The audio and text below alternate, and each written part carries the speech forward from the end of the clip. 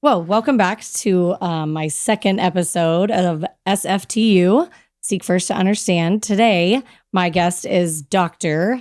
I don't get to call you that very often, so I want to start calling you that just... I'm going to require it from now Okay, on. yes, just every time I see you. Hello, doctor. Dr. Victoria Harvey, who happens to be my next door neighbor, my favorite neighbor. So I'm just going to let you take it from here and tell us a little bit about yourself. Oh my goodness. Well, I am, like you said, a doctor, but as my medical friends always remind me, not a medical doctor. I have my doctorate in psychology. Okay. I am a wife, mother of 3 boys who are 9, 7, and 5, about to turn 10, 8, and 6. Yeah, because they all bump up at the same time. Yeah, I did not consult a calendar when planning that and had my 3rd trimester for all of them in the summer in Texas, which was not smart. Yes. Yeah, so I do that and a bunch of other things. Yes, and we're going to talk about a bunch of other things. So as I shared with you, we were visiting friends a couple years ago, and the wife of that family is very similar to you in that she does all the things. And I just kind of had this revelation that I'm like, people who do more do more. And you epitomize that for me because I feel like you're always doing something and you don't do boring stuff, like you do really cool stuff. So you were originally from Illinois. Yes. And went to college there. University of Illinois. Fighting Illini. There it is. That's right. Okay. And then from Illinois, you moved to Alabama. Yes. For grad school. Yes. All the things. Yeah. I went there for grad school. Back in the day, there weren't a ton of forensic psychology programs that were actual program concentrations. And so that was one of the few ones. And that's how I ended up down south. Tell us briefly how forensic psychology is different than just your everyday psychologist. Yeah. So the main thing is that you're using psychological information to answer what we call a psycholegal question. So there's a legal question on the table, but it requires psychological knowledge to answer it. And that's where we come in. So it's the meeting of those two worlds. Yes. So it is kind of a foot in each, which is difficult. Okay. And you knew when you went there, this is the path you wanted to go down. That's why you ended up in Alabama from Illinois. Yes, I've known since, I'm a weirdo. I've known since I was 11 that this is what I wanted to do. Okay. In the DARE program, they took us to a prison and I was like, this is fascinating and I want to learn all about this. And the prison system. Got it. Go ahead. Very much so. And that's how I ended up here in Texas. I came here to work in the prison system, the federal prison system. I was over at Carswell for internship and then met my husband and ended up staying. Okay, I'm going to go back and dig a little deeper on some of those things. So while you like how I say that. Right. I met my husband while I worked at a prison. There's more to that. Let's go back to Alabama for a minute. Yes. So while you were there, you were in school. You also had a pretty cool job there that got you involved with athletes. Tell us a little bit about that. Yeah. So I answered some advertisement about tutoring. They needed tutors for various subjects, and they listed the subjects they needed, and one of them was psychology. And I was already teaching the course at the university. So I was like, oh yeah, I could do this. I could tutor. And so we would go to these study halls, which is these big rooms, and you would just have different tables that tutored different subjects, and athletes are required to do a certain number of study hall hours. And so I'd set up my little sign that said psychology, and whoever needed help would come and sit down. And I really got to know them. I really had an appreciation for just how hard it is to be a student athlete and balance those two, especially in season. So it was really nice to get to help them and be there for them, as well as teach them. I get really nerdy when I explain things, and I get really excited about psychological concepts. And so it was really great. And then after a while, I was doing that consistently. And then I started getting assigned students that just during in season, they wanted higher levels of monitoring. So like in the football season, some of the football players and got to know them. And it was really neat. So contrary to popular belief, football players do actually have to go to class and study at Alabama. Yes. And I would say at any school, but no, Alabama. I mean, one of the things, and I know people will joke about student athletes, but Alabama really prides itself on its graduation rate. Which is, I think the last time I saw it was in like the upper 90s. They really want their athletes to graduate so that once athletics is over, they have other paths in life. Right, because that's just a portion of most people's lives. Certainly, and it's not something they're going to be doing when they're 50. So, yeah. So because of that, maybe prior to, maybe I have this out of order, but because of that, you are a huge college football fan. I think I always loved sports because I love competition. Okay. You know that. I get very competitive about things. But I've always loved competition, but it allowed me to kind of peek behind the curtain and get to know the people behind it. And I think that made me really fall in love with it. But you do not watch NFL football. I don't, I think we'll see. College is turning a little bit more like NFL with players trading around, but I still love this loyalty to school of the fans and all the stuff that goes along with it, the game day stuff that goes along with it. I love it. I've just learned that I try to talk very surface college football with you, and then you'll throw things at me, and I'm like, okay, that she listened to some podcast and learned that or knew that, and I'm like, that's deeper than I go. When we wake up on Saturday, I literally brief my husband on here are the games of the day, here's who's injured, here's what the storylines you need to look out for, and he's like, thanks, got it. Yes. Which, side note, your husband went to what school? He went to the University of Texas. Which you love. I do not. I'm a proud Aggie, so we'll leave that right there. Also, so you met your husband while you worked in a prison. Tell us more about that. So yeah, I came here, like I said, to work in the prison. I was on internship.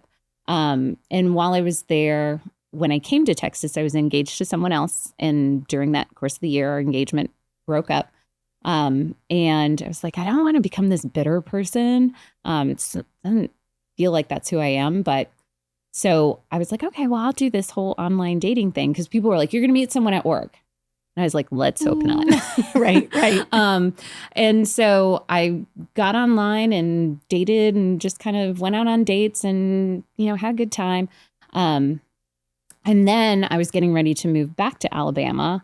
And about a month before I moved back, I got this message from this very attractive redhead. But my subscription had expired, so I couldn't respond back to him. I'm like, oh my gosh, he's going to think I'm not responding because I'm not interested. And it just broke my heart. I was like, this is a good guy. And they always say good guys finish last. And I felt so bad. So I was like, you know what? I'm going to reopen my subscription just so I can write him this very lengthy explanation of why I can't date him. And 14 years of marriage later and 3 kids, it all worked out. Yes, it did. So, well, and I'm glad because, again, I get to be your neighbor because that all worked out the way that it did. So along the lines, too, of you are a person who does more, just tell me the laundry list of things that you're currently or most recently involved in. Most of them have to do with my kiddos. And I just love being a part of their lives. And I love that they still let me be a part of their lives because I feel like there's going to be a part where they're going to be like, oh, it's okay, Mom. You don't need to chaperone the field trip or you don't need to show up at this thing. I hope it doesn't go away, but I'm preparing myself for it. So with my oldest, I coach volleyball with my very favorite neighbor. Yes. With my middle, he's in theater. So I've done a lot of show managing and sweeping up theaters and pinning costumes and doing all the things. Learning how to do face makeup, put mics on people. My little one is in gymnastics and he's still kind of trying to find what he's interested in, but he's thinking about doing the theater thing. And he's, Mom, will you be show manager for me? Of course.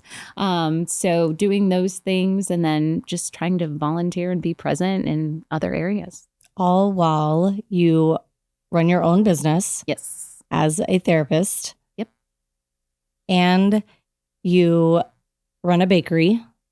Yes. So we still have technically our home-based bakery where we specialize in custom cookies for people. And how long have you been doing that? I think I started it right after we got married. I got one of those little cake decorating kits and I was like, okay, I want to learn how to do this. And so just started watching videos and teaching myself and making lots of mistakes and still eating the cookies, of course. And so just did that and it just grew by word of mouth. And all of a sudden we had a business name and we had an LLC and there you go. And Texas has laws that permit you to run businesses out of your house, bakeries out of your house. So we did that. Yeah. And you still do. Yeah. You made adorable cookies for me for a baby shower. And then I've seen other work that you do. And you recently had a newscaster reach out to you about some cookies for her husband, but it's all word of mouth at this point, mostly? Yes, at this point, it's pretty much all word of mouth. Usually I'll be bringing cookies to an event or something, and someone goes, "Oh, I have something coming up." And if I have time, I'll do it. I have less and less time for that these days, but I try to make time because I like it and it's relaxing. Yeah. You also have a fun hobby, which again, where we squeeze hobbies in this is a whole other conversation, but you have a fun hobby that you shared something exciting with me yesterday. Tell me more about that. So I do ballroom dancing, and I used to compete. But then once I had children and once I finished having children, then COVID happened. And so it's been a long time. But we are planning to compete next year. That's exciting. Is that local? I have no idea. Okay. My partner is the brains behind. So he just tells you where to be. He just tells me where to show up. Okay. And what to wear and what to do. But what an interesting hobby. Like I've never known anybody who does that. So it's super cool to me that you do that. It's fun. It's its own little community. So it's kind of nice to have this community that's really quite fabulous. I mean, it's dresses and gowns and sequins and feathers and all these things. Which is also interesting because that's not necessarily your vibe most of the time. What are you saying, Lacey? Right. What are you saying? Like, this is my norm. Yeah. No, and I think that's why I like it. It is completely outside of my norm. And so I get to go kind of visit this fun little world and then come back to being mom and being, this. Yes. Yes. Your husband also has an interesting hobby that I didn't know anybody who did this until I met him. We'll say interesting. Tell us what his relaxation is. I don't know if relaxation is the right his word. Escape? I don't know the word either. He's in a heavy metal band called Ripping Membrane. And so, I mean, our house will literally shake when he gets that amp really cranked up. And I remember actually having to take my kids on little adventures outside of the home when they would practice. Adventures. Because it's so loud. And I'm almost deaf in this ear. So when I tell him it's loud, I'm like, it's real loud. Yeah. But he loves it. And he listens to that music. And, I think I've grown in an appreciation for it. But you're a good wife. No, I'm trying. You're doing great. But I'm also like, I don't do mosh pits. I've got like a busted hip. I'm like, I can't afford this. Yes, so we're not as young as we used to be. Yeah. So that's, again, he's just the most calm by nature man. So then to find that out about him, like my brain, like y'all just make my brain work. Let me be honest there. But with all that, and you've discussed like you don't do anything halfway. Like I like to bake cookies, but I just want to bake cookies. You are like, I'm going to bake cookies and I'm going to decorate them and I'm going to start a business and I'm going to do all these things. You take everything next level. Yeah, pretty much. So when you are ready to just relax and decompress, like I will veg out. You're not a vegger.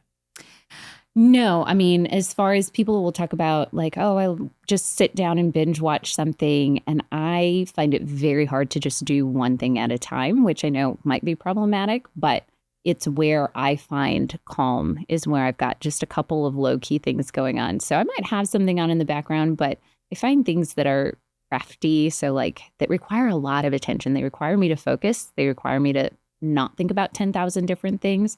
So things like cross stitch or doing puzzles or things that work my mind, but in a very singular way.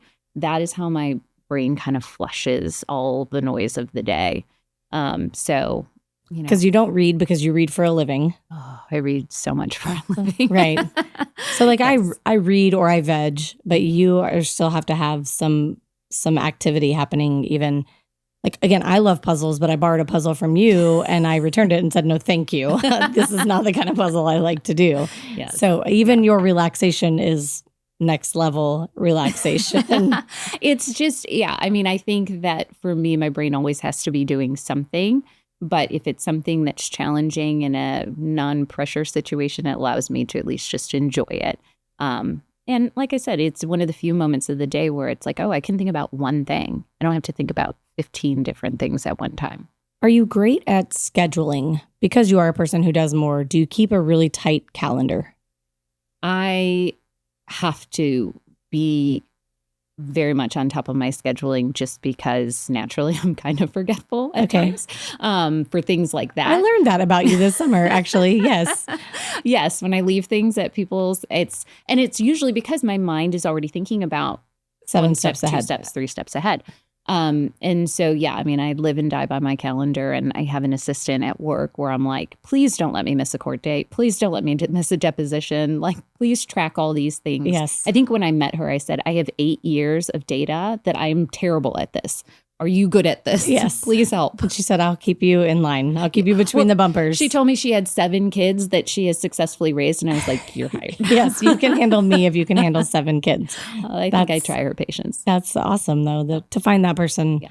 And is your husband kind of the one that keeps things moving at home, or that's a team effort, or you take that on at home? No, 1,000%. This Harvey ship stays afloat because of him. Okay.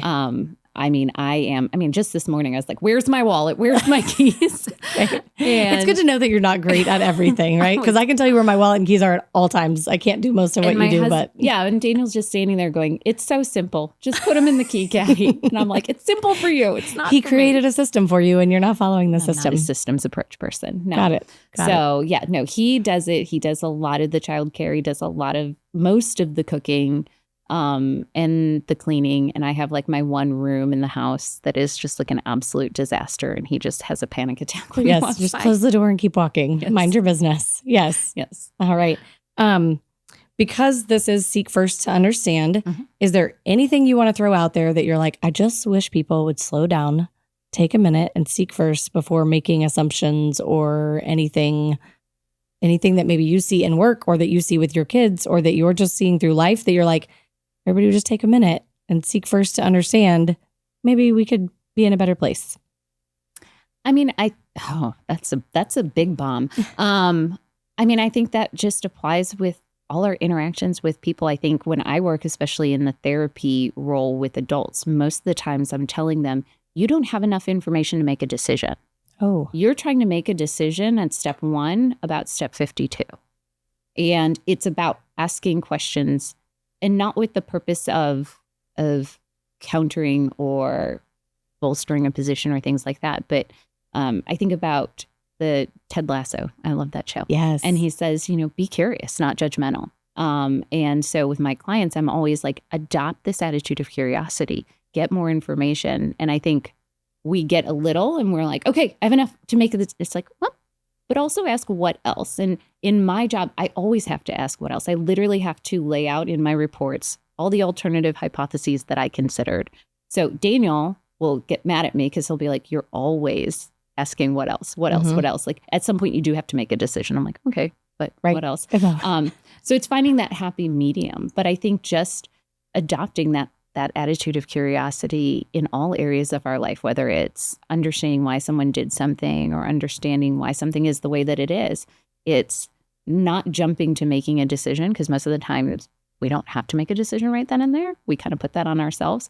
And it's like, no, take the time to fully understand and ask all the questions. Yeah. Awesome. Well, thank you. And then last thing, I want people to share openly about things they love. Again, I'm going to call it open the gate. So we're going to open the gate here. Is there a product, service, company, anything that you love that you think other people should know about? Open the gate. Well, here in Dallas, I was thinking about this and I was like, I love Dallas Custom Cookies. Okay. She is the owner of that, Jenna. She and I were on the same cookie journey, and she, instead of going back to her job, she actually pursued cookies and now has a brick and mortar store. And I'm like, cannot be any prouder of her. Okay. And I just remember her and I sitting and talking about business and things like that. And I'm like, you're doing it. Like, yes. In some ways, I'm like, you were so much braver than me, because I was like, I can't leave the security of my job. So Dallas Custom Cookies, if you need anything and I'm too busy, which I usually am.